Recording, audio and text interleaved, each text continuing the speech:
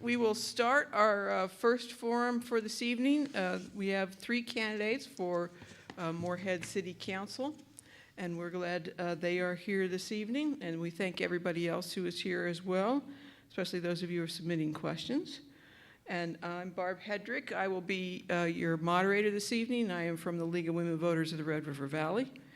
And we want to thank MCAM for recording this for playback later on our League of Women Voters of the Red River Valley Facebook page and on our YouTube page. I've got a couple of statements related to the League I want to read first. The League of Women Voters is a nonpartisan political organization, and it encourages informed and active participation in government, works to increase understanding of major public policy issues, and influences public policy through education and advocacy. If you'd like to learn more about the League, please visit our website or find us on Facebook, and you can also find some pamphlets about the League up on the table next to our lovely greeters. The League of Women Voters sponsors candidate forums to provide the public with an opportunity to hear candidates discuss the issues that are important to members of the public. The League is a nonpartisan organization that does not support or oppose any political party or candidate. The views expressed in each forum are those of the candidates, not those of the League of Women Voters. League of Women Voters posts complete, unedited recordings of the forums, and editing is only authorized for official media reporting. Excerpts or edited clips of candidate forums may not be used for partisan or political purposes. We also would like to thank the Lake Agassiz Regional Library here in Moorhead for the space tonight. And at the end of this evening, there's a statement they've asked me to read too, which I will do. I will do so after we finish. Here are the procedures that we will follow for this evening. I have on cards before me a number of questions submitted by members of public, and you can continue to submit throughout the forum, and I will get to as many of them as we can. Some of them we will combine at times, and we may do a little bit of editing just for clarity. Each of the candidates will have 1 minute to answer each question. When we start, we will start with a 1 minute opening, and when we finish the question time at about 6:42 or something like that, we will give everybody 1 minute for a closing statement. Because there are a few candidates who could not be tonight, we always offer those candidates who could not be here a chance to submit a statement to be read. I have 3 of them to read right now. The first one is from Eileen Johnson. Thanks for taking the time to read about what I have to offer. My husband and I have owned Johnson's Auto Repair in Moorhead since 2015. As a business owner, I have learned a lot about the city of Moorhead and paid lots of taxes. This is where I feel I would be the best candidate for the position. I feel we need to focus on small business and large business retention. This, in return, would help with residential taxes. I would like to get out and talk with all business owners if elected and see what we can do to help as a city to keep our current businesses and make it attractive for new businesses to come to our city. Public safety is also a big issue I'm concerned about. We as a council need to take this very seriously. My top 3 priorities, if elected: support local businesses and retention, welcome new businesses to the area, making businesses want to come to Moorhead. This, in return, will help residents of Moorhead. 2, public safety, support our local law enforcement, work on ways to help the bad stigma that is happening into more positive. Also work on retention. 3, work hard on the growing problem of mental health awareness in our area, investigate on what other cities have done to help with this growing concern we have in our area. To promote public safety in our neighborhoods. I feel it is very important to work on ways to get all positions filled within our police department and our fire department. We as a city need to make it appealing so that we can get applicants that want to come to our area and to serve and protect. With this being said, it will give us more officers on the streets every shift. In return, we will give the officers on duty the ability to cover more areas in our neighborhoods. When residents see more police presence, it makes us feel a sense of safety. Second statement is from Dr. Rick Melby. Why running? When I look at the world the way it is today, I hardly recognize it. Things are pretty crazy. For instance, who would have guessed that any city would be talking about and actually taking action to, quote, defund, unquote, police departments? Fortunately, Moorhead has not done that, yet there is much more we can do for our police department to enable them to be the best they can be and keep our city and citizens safe. I want to ensure there are different philosophies represented so that our important decisions are made with full representation and input from all of our people. So in a nutshell, I'm striving for common sense governing and truth at the local level. 3 top priorities. First, public safety. We are nowhere near where we need to be for proper staffing and training for our police department, yet they continue to do a great job. Through no fault of theirs, crime rates in Moorhead are continuing to rise. For instance, violent crime per 1,000 residents is higher in Moorhead than compared to the state of Minnesota. We are at 4.25, while the state median is 2.75. And by the way, we are also higher than the national median of 4.00. Second, economic development. As mentioned previously, we need to find ways to reduce unnecessary regulations and ways to encourage growth right here, not in Fargo. We've always faced an uphill battle there, and it's time to level the playing field. Third, food and water security. We see inflation out of control, and in recessionary times, these and other staples such as gasoline and energy, and for many medications, will demand tough choices, either or, and especially for those on fixed incomes. Let's discuss safety nets at the city level. Bio. Rick and Cheryl Melby have been residents in Moorhead for 29 of the past 32 years. He is a graduate of Concordia College and later went on to earn his pharmaceutical degree at NDSU. Rick enjoys community involvement and has volunteered in the FM Youth Athletics Program. He has enjoyed delivering Meals on Wheels in Moorhead for over 10 years in the past. Rick has served on the board of directors with both Christian Counseling Center, Inc. and the Health Equipment Recycling Organization, HERO. Rick has volunteered and served 2 years on the Moorhead Planning Commission. He has served in many capacities with churches in the FM area and has been a bell ringer with the Salvation Army. Small business is important to Rick, and he looks forward to the future of communities such as Moorhead and their continued growth. His father was a small-town grocer, and Cheryl has been an entrepreneur, previously co-owning a business in a small town, recognizing the importance of building relationships at all levels, providing important products and services locally. Currently, Rick is a registered pharmacist in both Minnesota and North Dakota, working with a small pharmaceutical company specializing in immunology. He has graciously served in many pharmacy associations over the years, including the National Association of Boards of Pharmacy. He also taught classes at the College of Pharmacy at NDSU. Rick enjoys time with family, reading, walking, hiking, shooting at the range, kayaking at the lake, and learning as much as he can about good nutrition and the best supplements for those looking to maintain or improve their wellness. He enjoys giving back to the community, and if elected, will forego the salary for the city council position. And finally, from Ryan Nelson. Ryan Nelson currently serves as the Director of Public Safety for Minnesota State University Moorhead, MSUM. Prior to working at MSUM, Ryan served in law enforcement for over 20 years, 17 of which were for the Moorhead Police Department. Ryan held many positions within the police department, such as patrol officer, detective, and patrol sergeant. Ryan moved to Moorhead when he was young and has called Moorhead home for over 30 years. His spouse is currently employed with Moorhead Public Schools, and they have 2 children, one attending Park Christian School, the other attending MSUM. Ryan has served and currently serves in many capacities within church, youth, and community programs. More recently, he started serving as a member of the Moorhead Police Athletics and Activities League, PAL, Oversight Board. Ryan is passionate about serving in government, as shown by his many years of service in local, county, and state employment. The desire to serve in an elected role to represent the community of Moorhead has been a long desire of his, and he feels this is the right time to contribute in this capacity.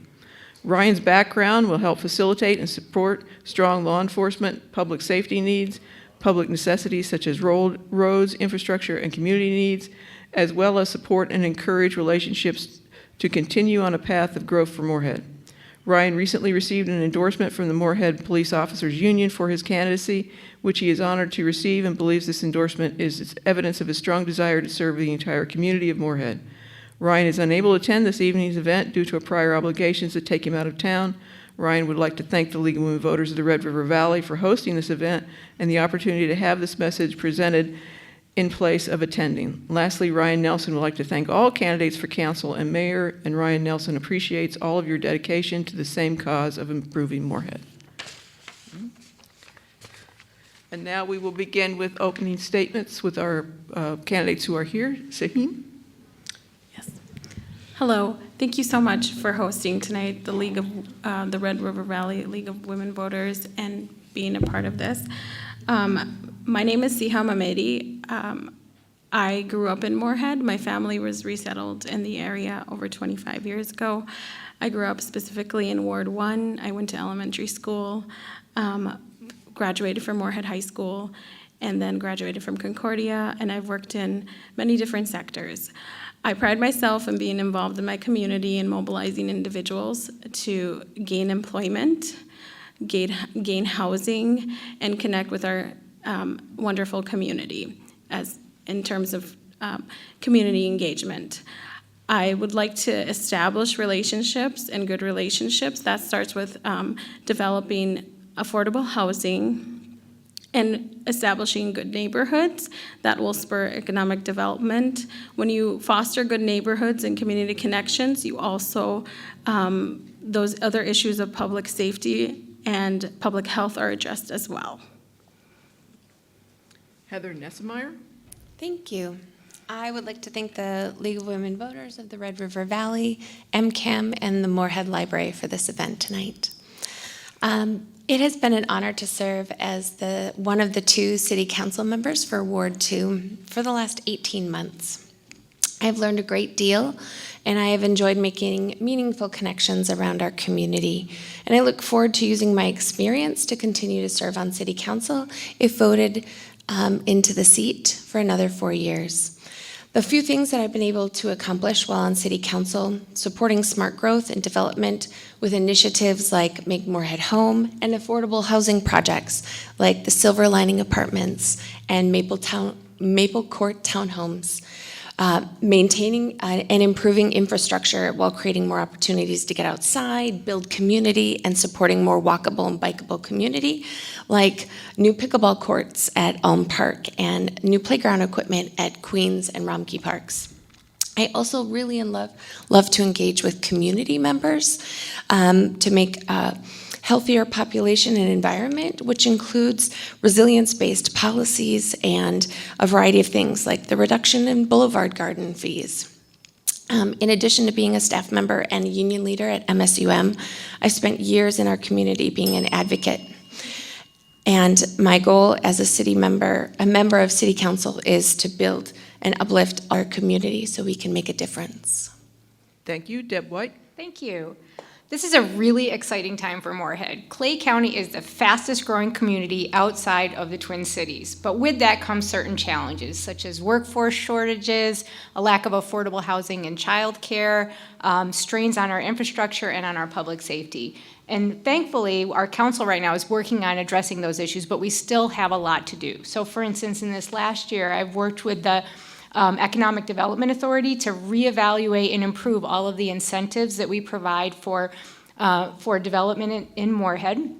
I've also been encouraging the city to work to create new incentives so that we can breathe new life into our older neighborhoods by creating incentives that would allow people who currently aren't homeowners to become homeowners in some of our older neighborhoods.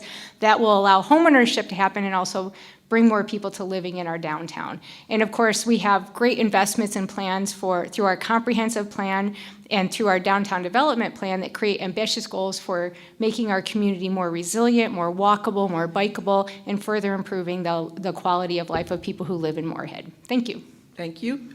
So with each question, we will start with a new person. So Heather, we will start with the first question with you. What unique qualities do you bring to the table for being a city council member in Moorhead? Well, I would say my unique qualities include my history of being a facilitator at a community garden and my work fundraising for school lunches. With those community activism and advocacy roles, I've been able to make connections within our community in all generations and all sort of community members and leaders. But with those connections, I've been able to work and create opportunities that I've been able to bring into city government, and find that working with community leaders and those who are sort of boots on the ground, making magic happen, is really important to listen to people and get their impacts and have their voices heard, because I don't make decisions on my own. I do it based on what I hear from people. And that is what I think is unique about me, is my ability to take in those voices and make my decision based on what community members tell me.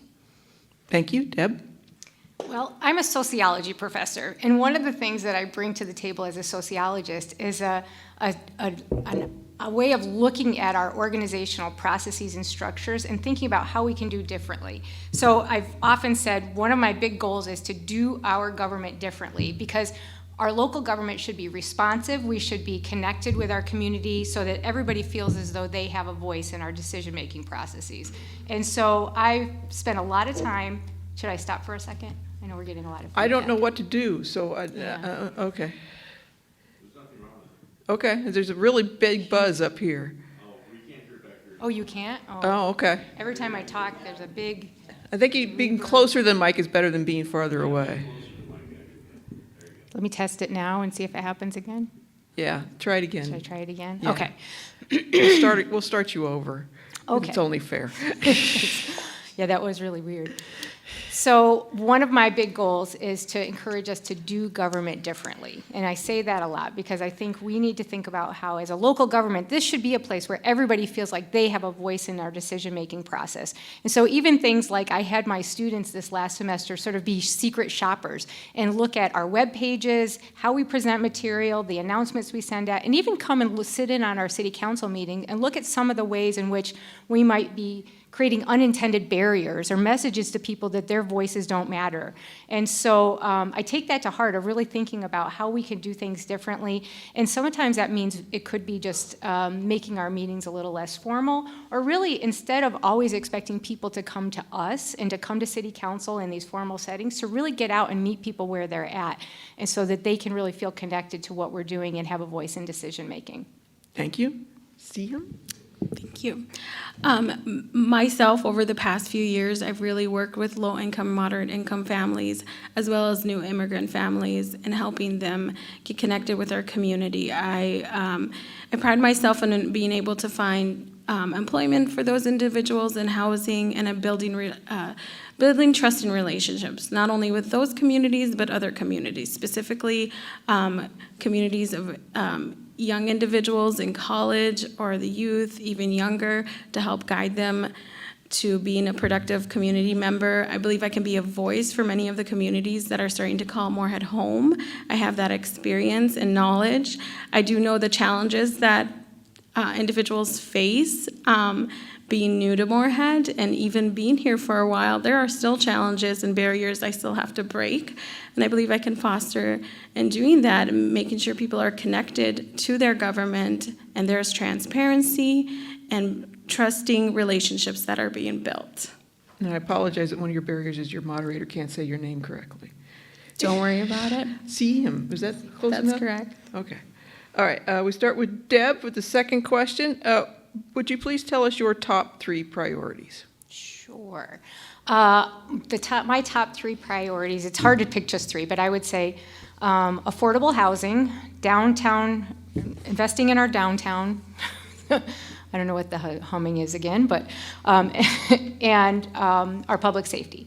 So in particular, when we talk about affordable housing, it's both low income and workforce housing. We have a huge lack of each of those. And so, I see things like Maple Court townhomes, where CHOM has been really involved with that. It's a great project where we're now taking housing, housing that, I'm sorry, this is just so. I hear it It's up really here. loud, yeah.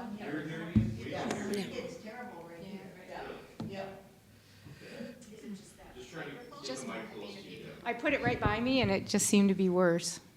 Do you hear it now? No, but it starts up. Yeah, it gives a few seconds and Yeah. it starts up. Maybe you should share Heather's Should we do that? microphone. That might work.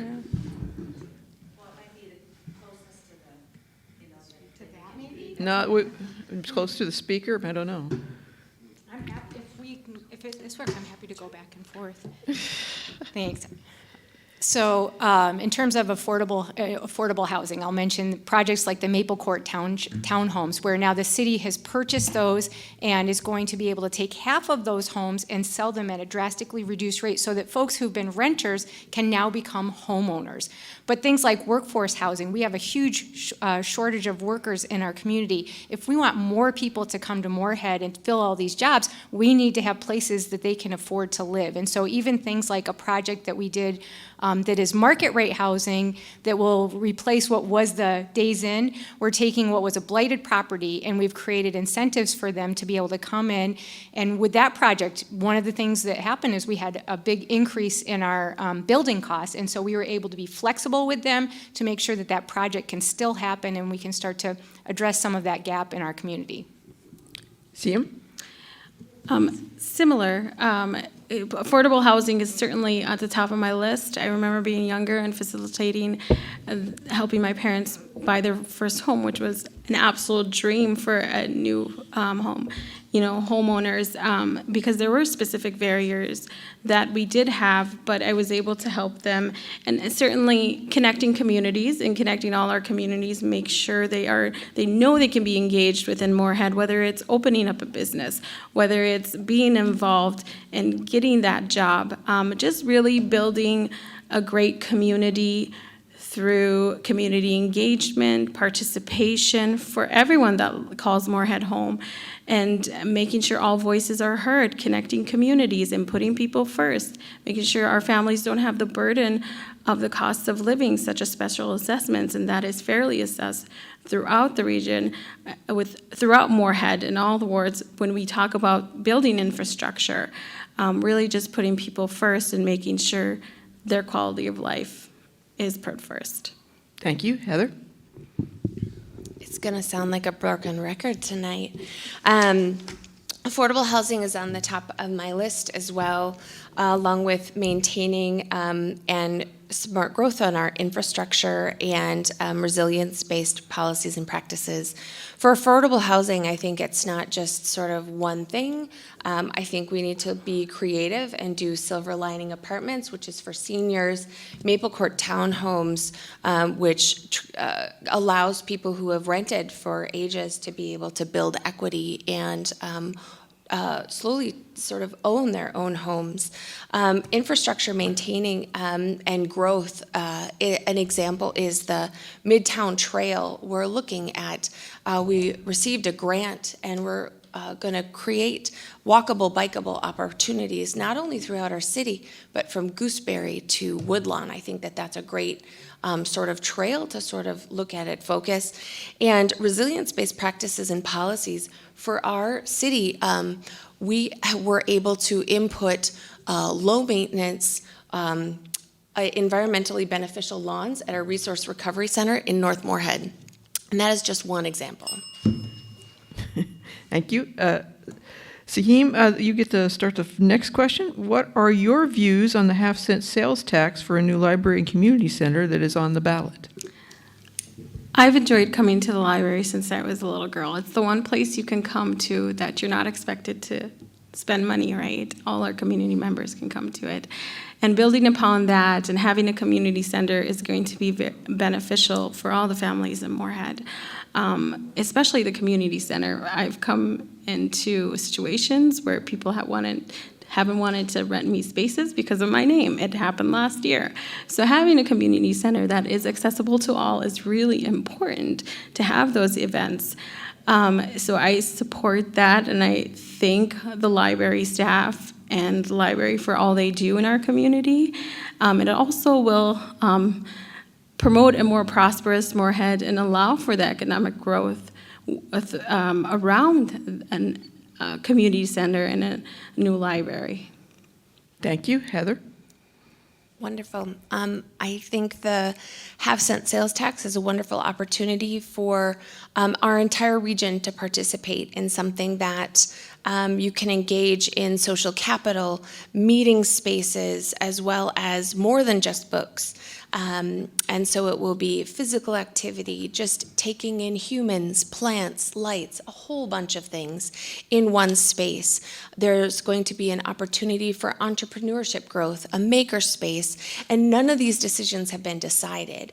The taxpayers and voters of Moorhead must decide, but there was a study done by the University of Minnesota that the city asked for to see who would be paying for this half-cent sales tax. And it was found that 30% of this sales tax will come from outside of our city. And I think that's really important to think that not only is the regional library going to be here that services so many, but it's going to be paid for by outside folks as well.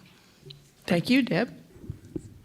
Yes, everything that they've said and more. So we need a new library, and if you could look around, it's an older building, but there's a lot of things that you don't see. So this building is one of our, on the top of our list for red-rated buildings. We have tried repeatedly to repair some of the leakage in the basement. A place with a lot of paper products, you know, you don't want leaky walls and a leaky roof. HVAC, you know, just things like in terms of the work environment for folks, making sure that we can do temperature control, you know, things that you should just expect is, those are things that this building, we're just no longer able to create a good work environment. And again, the half-cent sales tax, as my fellow council member mentioned, this is something, it's a regional library and community center. It makes sense that we spread that cost out over the region. And so folks that are coming here and buying things will help to pay for that. And that also helps to alleviate some of the pressure on our property tax. And so I do support it, and I think you know, it's a really valuable way for us to be able to invest in our downtown and create resources that people are really, really need. Thank you. See? Oh, no, we start with Heather now. New question. Share your vision for downtown Moorhead in a minute. Oh, gosh, Barb, okay. My vision for downtown is something where we have a cultural and entrepreneurial center where everyone from all walks of life, whether they have money or just need a space to go and hang out, can go and gather. All abilities, all ages, coming together. And I would expect that there will be properties for businesses to rent or own, same for homeowners to rent or own, to engage. I hope the parking will not be a problem. It will be a space where nature and building infrastructure combine into a wonderful, harmonious, just like you hear music singing in my mind when I think about it. I think there's a lot of opportunity for growth and building here, and lots of community engagement with what that will look like and what that will be. I think we've seen some really great design possibilities, and I think they are limitless. Thank you. Deb? Heather knows this is something that I've been so excited about because we've gotten to see some of the plans for a long time, and I kept having to sit on my hands and I couldn't tell people what we were talking about. But you know, we talked a lot with the developers for for what will happen in the current Moorhead Center Mall of what we were hoping, and really, we've talked a lot about how do we use space to build community and to support and celebrate the people within our community. And so we're looking at something that would be increase walkability, bikeability, and create a lot of spaces for people to gather, both inside and outside. And so you'll see the way the buildings will look will be very different, that will lead people to be together. We've talked a lot about things like how do we have public art, and not just, you know, art from any narrow group, but something that really celebrates the diversity within our community, that really identifies Moorhead as a place where we can really enjoy and celebrate everybody who lives here. And so those are a couple of the things. And then things that will draw people to the river. And so looking at how do we bring people, you know, activate some of our outdoor activities. And so connecting with our trails and our river, and then even bring some of that indoors. So we have an indoor playground that looks like an outdoor playground, and then we'll bring people to our natural playground that'll be right next to it. See him? Yes, I completely agree with both of the other candidates. Having a space as revitalizing downtown is very exciting. It'll make Moorhead competitive and desirable to live in, to have those spaces both indoor and outdoor, and having that cultural aspect of it too. That fosters community engagement as well as economic growth, and drawing people of all ages to downtown and being able to engage together, build relationships, and continue to build Moorhead's community and neighborhoods and keep it competitive. I see what has happened on the other side with the spaces created outside. That brings in individuals from all walks of life, all kinds of events, and it really has spurred economic development in Moorhead and in Fargo, and I hope to see that in Moorhead as well, because we want people to come and enjoy what Moorhead has to offer, and revitalizing downtown will inspire that. Thank you. Next question, we start with Deb. What are your plans to address Moorhead concerns with public safety? Thanks. And this is something that I'm very aware of, in part because I've worked in a department that has a law enforcement program for 22 years. And so Moorhead's not alone in this, but we have a real shortage of officers. And so there's fewer people that are going into law enforcement. We have a harder time retaining our officers. And so those are things that we have been working on over the last 4 years. It's not a problem that we can solve very easily, but there's important things that we can do. So I really appreciate some of the initiatives that we've already taken. So the Moorhead Police Department started a police cadet program, which in particular focuses on folks from underrepresented communities who are interested in joining law enforcement. It's a paid internship, which means that folks who maybe wouldn't be able to do that otherwise can now start to get their foot in the door and work with our law enforcement, learn about the career, make some connections, and hopefully stay in that. We also became part of the Pathways to Policing program, which again helps to break down some of the barriers that prevent people from, particularly folks from low income and underrepresented communities, from going into law enforcement. And beyond that too, a lot of times people talk about supporting law enforcement, but they also talk about cutting taxes, and it's important that we are investing at an appropriate level in our law enforcement. And so one of the big things that we did this year is we made sure that we gave adequate raises to all of our officers so that we can help to improve their retention. Thank you. Sia? Thank you. I agree as well. However, we need to get to the root of what's causing public safety concerns. That is building strong neighborhoods, addressing the behavior component of it, the mental health aspect of it, also connecting with the many different neighborhoods and communities in Moorhead, making sure there is building of trusting relationships with law enforcement and those communities, as well as transparency and inspiring a diverse law enforcement, career to inspire those young individuals to want to become into law enforcement and public safety, as well as public health. Looking through it as a public health aspect of it, getting to the root causes of what's causing it, and building those strong communities to promote public safety will be important. Also, supporting law enforcement and recruitment and retention. Thank you. Heather?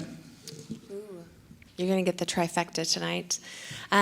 So I'm going to sort of double down on everything that has been said, because I believe in the Pathways to Policing in our cadet program, as well as the Explorer program, which is even for younger kiddos, to sort of see what it is to be a police officer and just sort of get inklings and visions of that even as youngsters.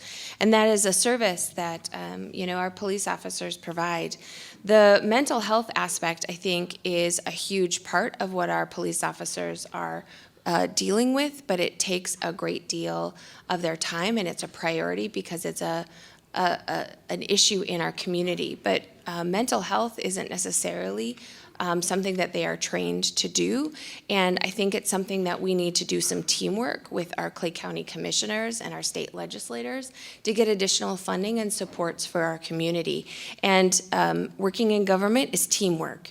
You don't do it by yourself, and I'm a big believer in teamwork among all of our entities to really increase public safety and help build communities into a fabulously strong Moorhead community. Thank you. Next question.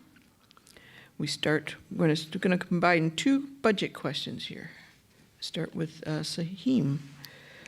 What are the biggest budget concerns for Moorhead, given the role of inflation driving up prices?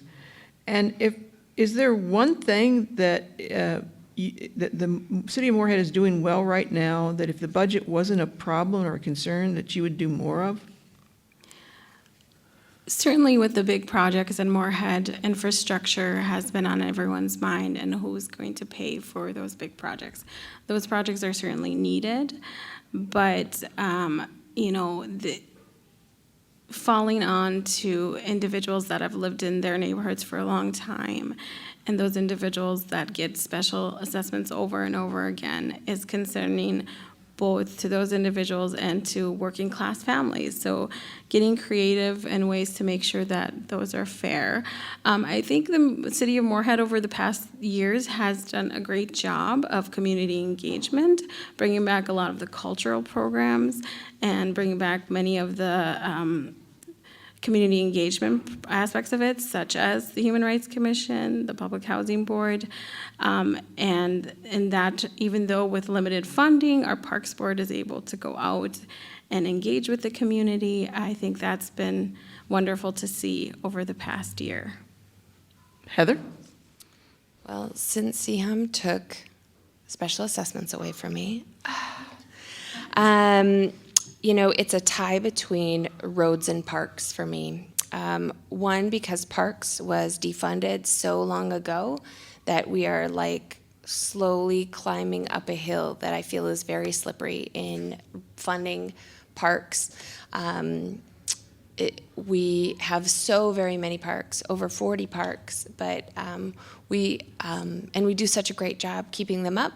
But I think that we could really go a greater distance with some of our parks in expanding and adding more resources that our citizens are really asking for. And when I say roads, I think that we could make our roads more walkable, bikeable, add some plants across them, add paint stripes to all of them.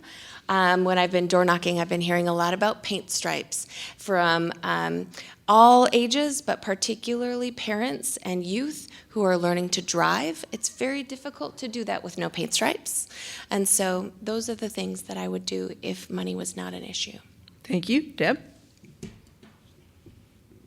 Well, I'll just bring this up because it's one of the issues that I talk a lot about because I live in an older neighborhood. And one of the things that has concerned me is the way that we don't invest sufficiently in the streets in our older neighborhoods. And if you think about some of the worst roads that you've been on, they tend to be in those older neighborhoods. And one of the things that I learned when I got on council is that the way we prioritize our street projects disproportionately hurts the older neighborhoods. And basically, I'm going to probably run out of time on this, but when we prioritize projects, we have a pool of money. And if you're trying to decide where you want to spend that money, if you have 20 streets that need a mill and overlay because they're pretty good but could be better, or you have 2 streets that are really bad and need a complete reconstruct, what you're going to do is do your 20 streets. Well, that seems fine if you think about it in terms of overall how many, trying to do the most streets. But the problem is that means that once your road is really bad, you actually get a lower priority. You get bumped down the list. And most of those streets are in our older neighborhoods. And so you think about the impact on the quality of life for those people, the less walkable it is. If you have mobility issues, if you're pushing a stroller, it's much harder. And so that's one of the things that I've really been focused on, because I do think it is disproportionately harmful for our older neighborhoods. Thank you. Next question, start with Heather. Is there a plan to reduce the train horn noise at night at 20th Avenue, Main Avenue, and Old 52? Barb, I'm so glad I got this question. Thank you. Yes, there is. There is actually a plan to do a quiet zone, but we were waiting for the 12th Avenue and 20th Street safety work to be finished, because with the 20th and 21st underpass work, which was also safety work, and the 12th Avenue and 20th Street work, which was also safety work, to be completed, we will have a quiet zone all the way to 40th, which is outstanding for all of our communities, a lot of which are along Ward 2. And we will have a quiet zone. The downside is that quiet zone paperwork takes about 12 to 18 months. So it's coming. It's coming. Yay. Thank you for the great question, Barb. Do you want me to answer the same question? Yeah, everyone gets a chance to answer the question. If you just want to say I agree, you may do so, and we will move. And I thought the question, I guess I misunderstood, is the question just, is it happening? Because it's happening. Is there a plan to reduce the train and the noise? And so that's the question. So if you just want to say that's the plan, then Yeah. So she, just as she said, so that was what we were waiting on, was now, and if you've seen the construction that's being done on 12th, and it's nice, I will also say that will help with that, that's, they've changed the grade of that, and so it's gonna be easier for people to bike over, for cars to get over, but that was the last thing that we needed to get done so that we can then, work on the whistle free. And it'll be nice, I can hear them from my house too, and I'm over here. Sahim? Yes, I mean, I agree with both Heather and Deb, and I'm excited to see that happen. For Moorhead, I know train noises can be very disrupting sometimes, so taking care of that, and that just shows listening to people and people's needs is what the city should do. Thank you. Next question, we start with Deb. And again, I'm combining two questions. Tell us your plans for encouraging business growth in Moorhead, particularly doing so to increase and keep our small businesses. Well, I think that I serve on Economic Development Authority, and I think that we've been doing a lot to really build those relationships. So I think, there's not a one-size-fits-all, that we spend a lot of time just talking to local businesses and figuring out what we could do differently. So developing things like our storefront rehabilitation project. We had that initially, and it wasn't getting a lot of, it wasn't that receptive, or people weren't that receptive to it. So we worked at revamping it. So just learning from our local businesses what their needs are. Things like the funding that we're hoping to get now from the federal government that would create this entrepreneurial center that will be part of our community center. So things like having a maker space and a place for if you're just starting off your business, but not quite ready to have your own standalone or own office space, that you could have a place where you could work there in our new community center would be really helpful.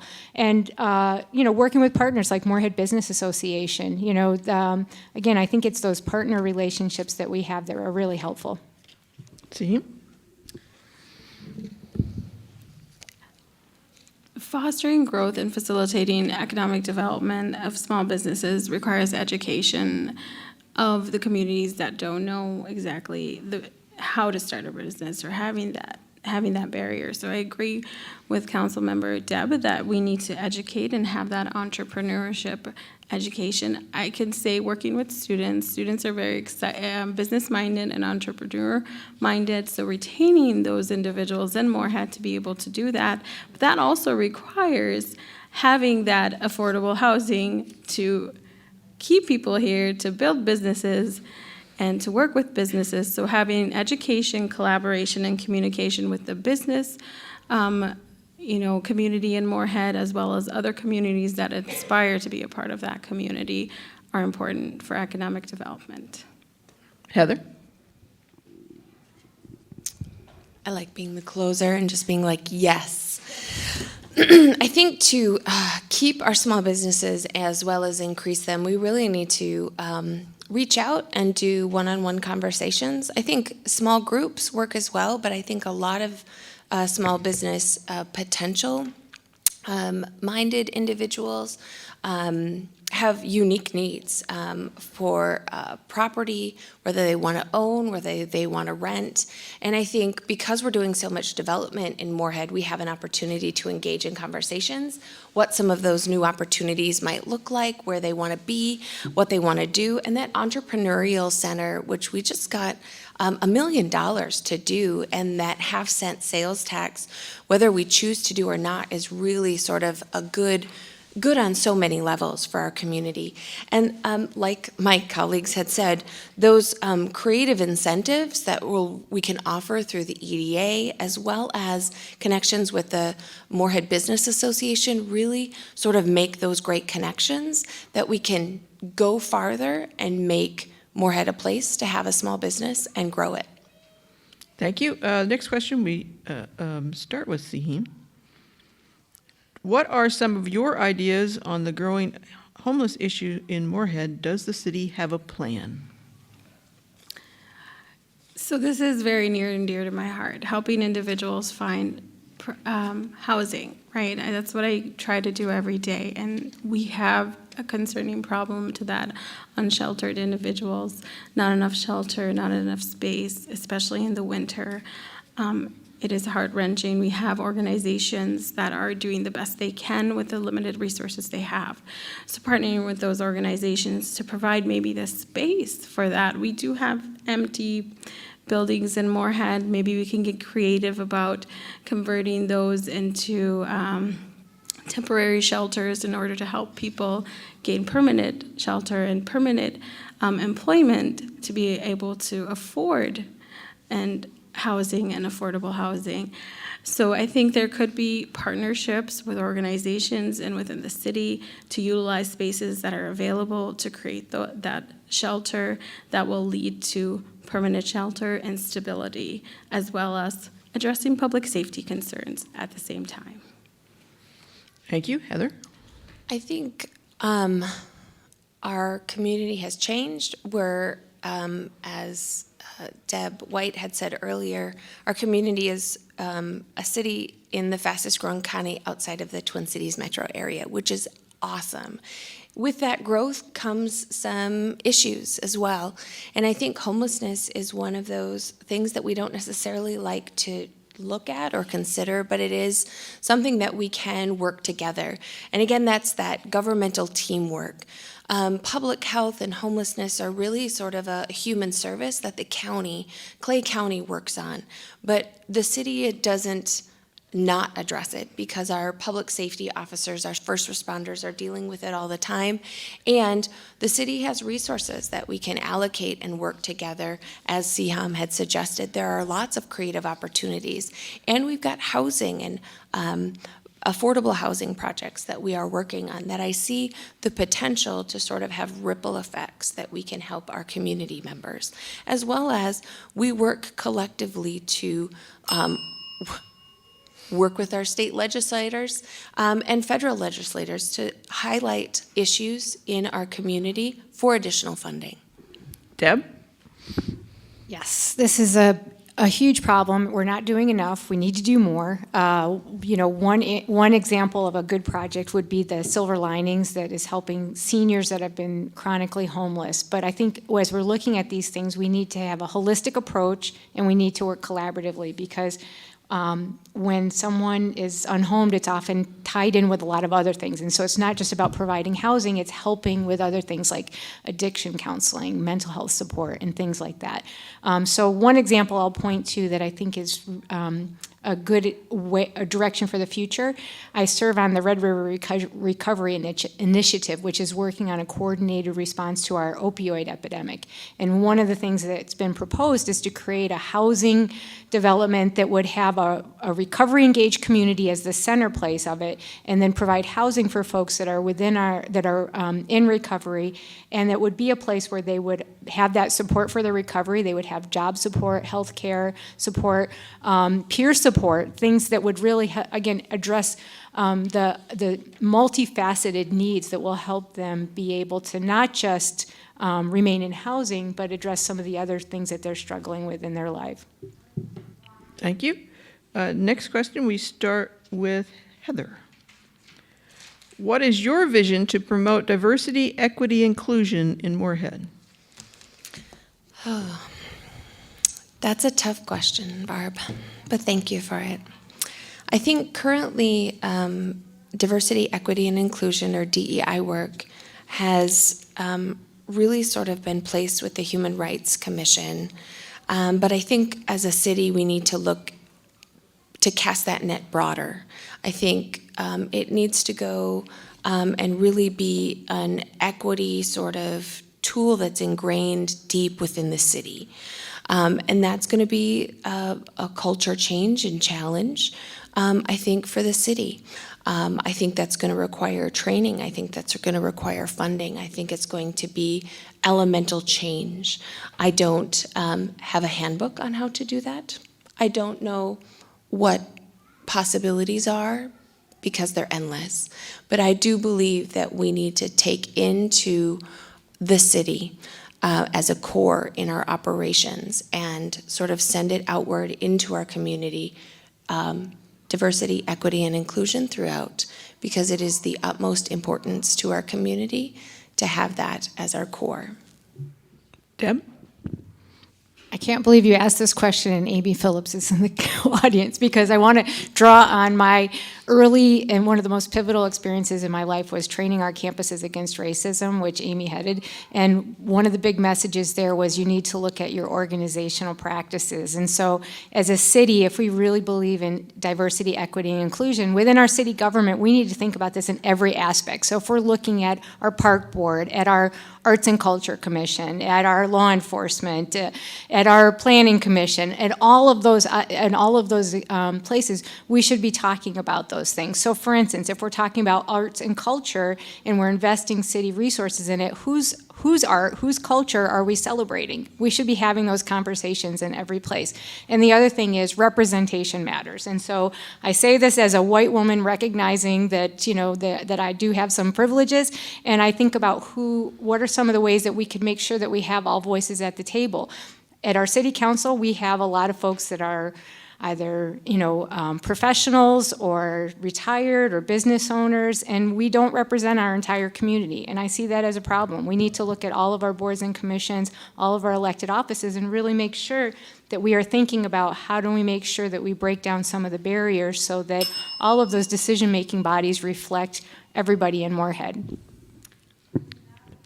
Thank you so much to both Heather and Deb. I echo those, and I agree. Creating a sense of belonging and representation matters. That is why I am here. My community has been here for almost 40 years, right? And we've kind of been on the outskirts.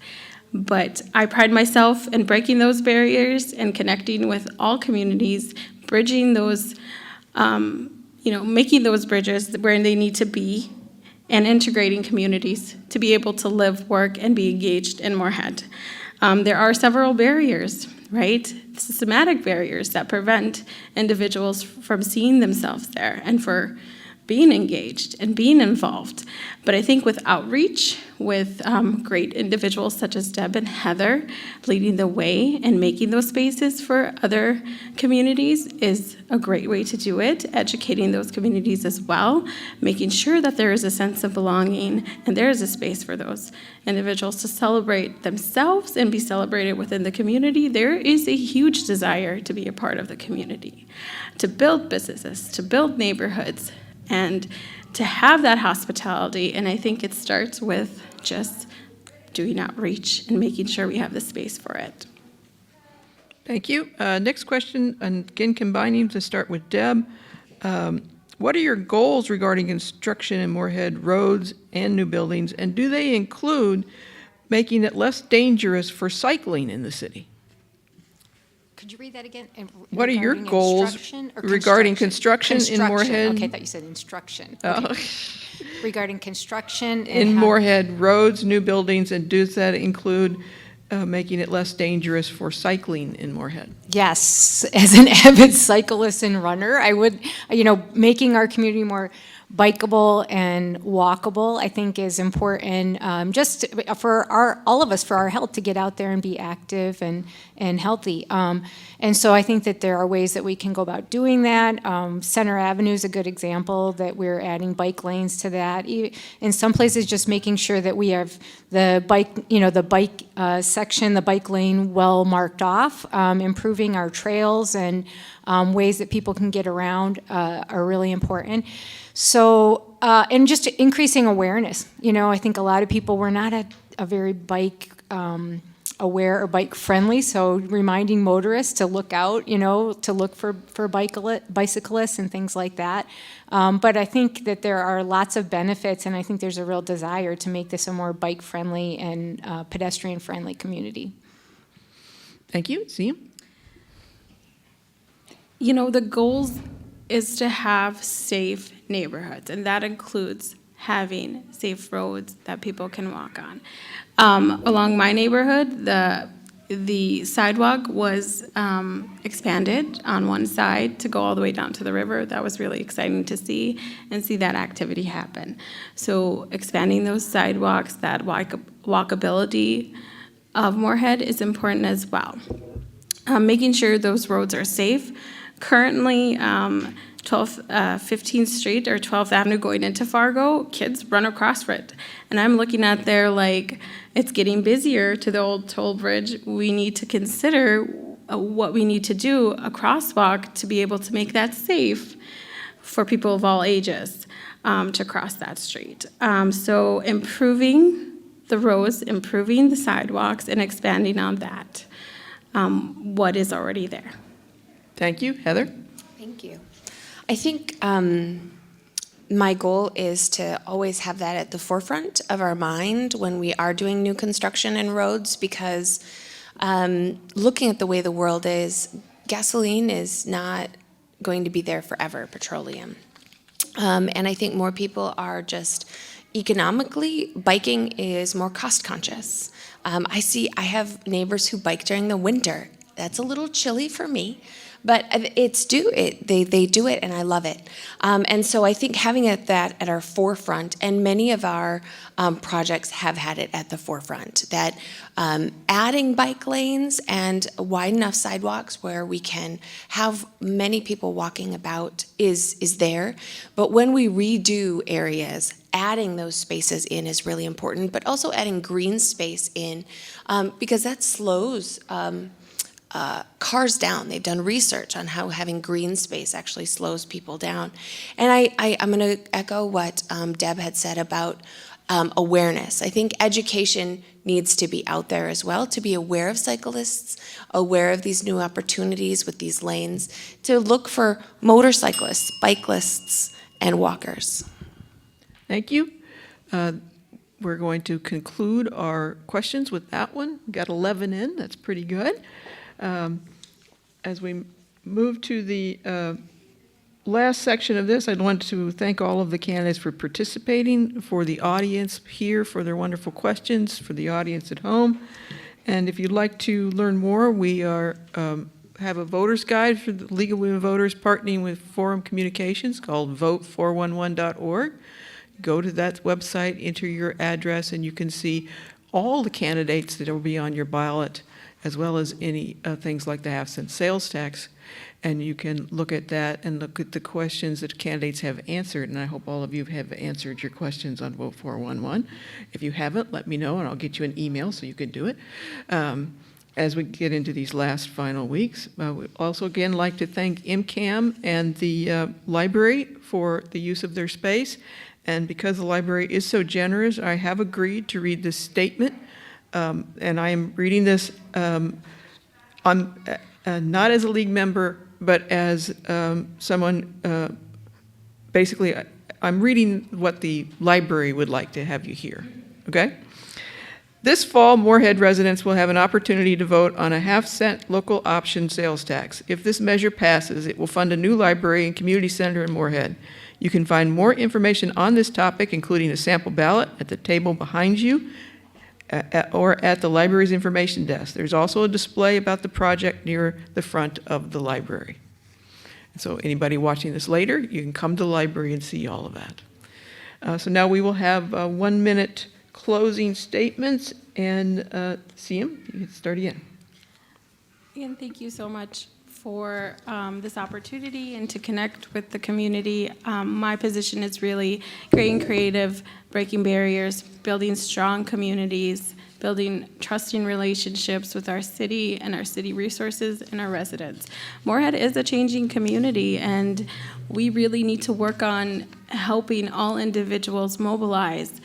especially with affordable housing, owning their own homes, investing in Moorhead in that way, and that aspect of education. There are a lot of underlying factors to public safety, such as behavior, mental health, that can be addressed collaboratively, and that is the key here, collaborating with residents and with government and our resources to make Moorhead a stronger community, as well as listening to individuals and making sure residents are put first. Thank you. Heather? Thank you. Thank you again to the League of Women Voters for this nonpartisan event. Moorhead thrives when we work together. Having city government where people can access information and voice their concerns as well as what they enjoy is what makes and builds a robust community. I have built meaningful relationships in this community, and as a community leader, I look forward to putting my experience and to work for its citizens and continue to serve on City Council. I would appreciate your vote and to continue to serve and work toward this positive momentum that we have. And to find more information about me, you can get that information at heather4565660.com. And I encourage you to reach out to me at any point. I would love to hear from you because, of course, number one, I am always for community engagement, and I'd love to hear from you. Thank you. Deb? Thank you. And one of the things that I've often told people over the last few years is that I can't think of many things in my life that have been more rewarding than serving on City Council. And, you know, at a time when we see a lot of negative things about government and a lot of dysfunctional aspects, what I've seen is a really positive experience. So first of all, I talked a lot about being responsive to our community, of being open and responsive. And sometimes that's little things, just like when one of the older gentlemen in my community who needs dialysis couldn't get his truck back down the street because there was too much snow and too many cars parked. And he called me because I give out my home phone number, and I was able to help him. We were able to get the road cleared, and so he could get home. And it's maybe for some people it wouldn't seem like a big thing, but for him it made a big difference. And sometimes it's bigger things. It's, you know, again, a big project like what we're seeing by the old Days Inn that as costs went up, they were running into some trouble, and we were able to say, hey, we want to work with you. Let's be flexible so we can still make sure that project happens. And then beyond that, even just, I hope to bring a collaborative spirit to my work with our council. And so our city council is a place where we listen to each other, we respect each other's differences, we share ideas, and we get things done. Thank you. Thank you again. Thank you to all the league volunteers, and let's everybody give a round of applause to the candidates. We'll take a few minutes and set up for the first of two forums for the Moorhead School Board.